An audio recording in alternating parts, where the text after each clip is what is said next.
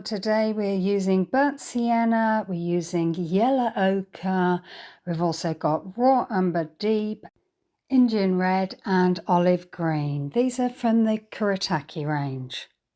I've got a medium-sized round brush and we're just going in and we are going to make some leaf shapes. So I've got the cold pressed watercolor paper all taped down, and using my brush I'm just making these oval shapes with the brush. So this is going to be a layering process. So this is the first of many layers, just getting those leaves down onto the page, alternating the colours as I go, and maybe occasionally just dabbing some different colours into the wet paint of the other leaves.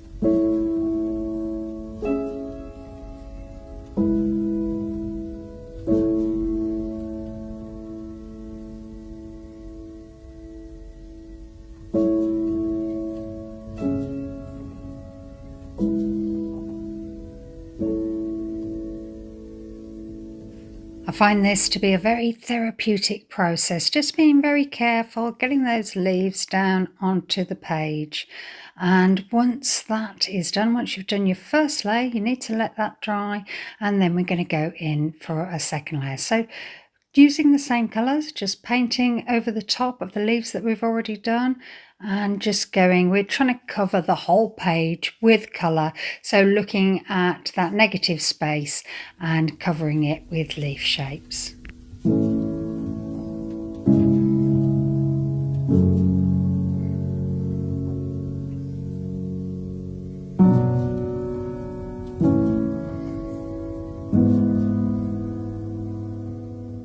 So when your painting's dry, then grab a pen. I've got a gold Uniball pen here, and I'm just looking at the page and I'm outlining the shapes of the leaves.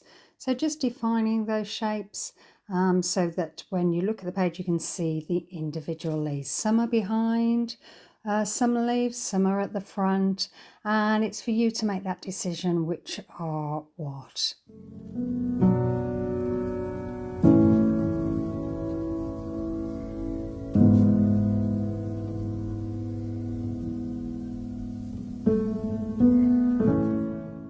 So when you've outlined all of your leaves, I've grabbed some of my squeegee bottles with lovely acrylic painting in very similar colours to what I've already used, and I'm just mark making over the top of these leaves. You can see here the lovely lush colour, the gold there, and just making some, detail onto the leaves. If you haven't got these squeegee bottles, you could use a very fine paint brush, and this is acrylic paint that I'm using. It would do a very similar mark making. If you haven't got any acrylic paint, you could use your pens. So you could pen on top and this would give a very similar outcome. I do love using these squeegee bottles for drawing. They're just so fun to use, and they really give some really unique kind of marks onto the page, and you just have to squeeze them just slightly and that paint comes out. When you're actually filling these bottles up, sometimes you may need to water down your acrylic paint, just because sometimes it can be a little bit awkward getting that paint into the bottles.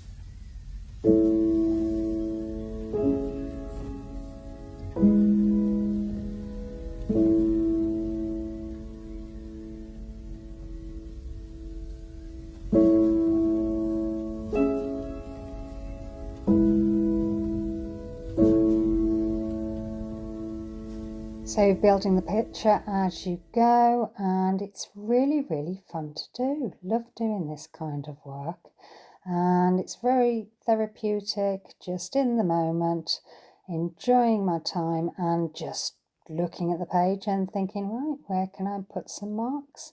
So I'm putting marks on each and every one of the leaves, and it's quite fun to do, identifying which ones are behind, which ones are in front, and thinking what patterns you're going to put on. So I'm alternating the paint colours as I go and just being free with doing it.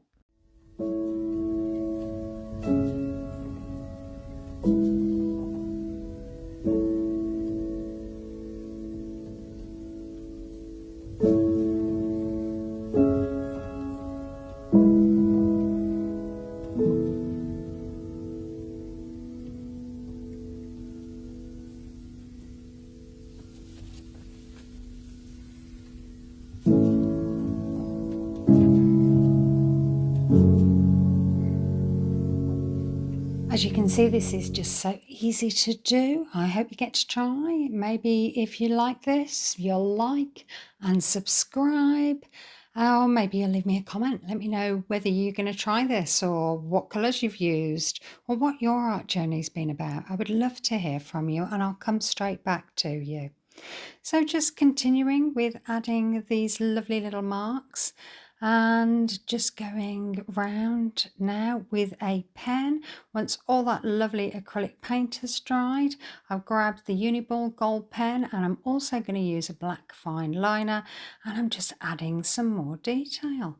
So just making it pop a little bit more. So adding the gold onto the black acrylic marks, the black onto the gold and the red acrylic marks, and it just makes it pop off the page, makes it look a lot more vibrant and a lot more glitzy. So the picture is starting to come together now, just finishing off all of those leaves. You can see here how the light reflects on that lovely gold paint and just outlining some of the black marks here and there. This picture would have looked quite nice with a bit of silver on it, I thought. But this is when I'd actually finished this picture, or maybe a little bit of bronze pen. Tell me what you think in the comments. Would love to hear from you. So when you feel as though you've completed all your doodles, then you may want to just peel off the tape and reveal your picture, or like me, you may want to add a little bit of gold felt tip around the edges. So this felt tip pen is quite a thick felt tip pen and it just goes nicely with all the gold embellishments that we've already put on.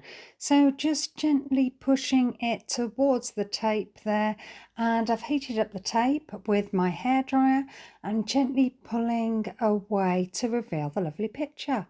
So I'm just pulling it away at the bottom there, and here you can see the lovely colours and the designs. I think it's turned out really well. I'm really pleased with how it looks and I love all of the embellishments. I thought it was really fun to do and I hope you get to try. As you saw, it's really easy to do. Anyone can do this and you'll really have a lot of fun. Thanks for watching. See you again soon. Okay then, bye.